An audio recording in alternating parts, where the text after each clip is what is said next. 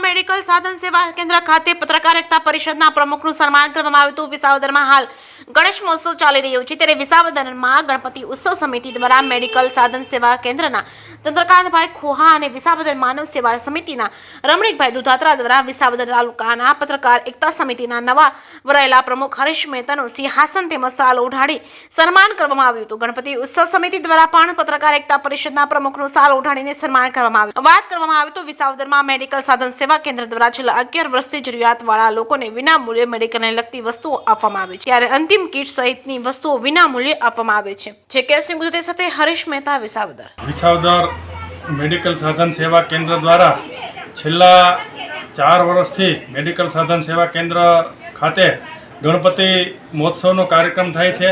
આ ગણપતિ ઉત્સવમાં દરરોજ જુદા જુદા દીપમાળા, અન્નકૂટ સહિત ધાર્મિક કાર્યક્રમો થાય છે। બાદમાં દરરોજ આવેલા ભક્તોને જુદી જુદી ચેવડો પેંડા, આઈસ્ક્રીમ, પેટીસ, રસ ચેવડો જેવી પ્રસાદી પણ આપવામાં આવે છે। સાથે સાથે દાતાશ્રીઓનું પણ સન્માન કરવામાં આવે છે। એમાં આજરોજ વિસાવદર તાલુકા એકતા પરિષદના પ્રમુખ તરીકે હરેશભાઈ મહેતાની નિમણૂક થઈ એ બદલ વિસાવદર મેડિકલ સાધન સેવા કેન્દ્ર દ્વારા સિંહાસન આપી અને વિસાવદર માનવ સેવા સમિતિ દ્વારા શાલ ઓઢાડી એમનું પણ સન્માન કરવામાં આવ્યું।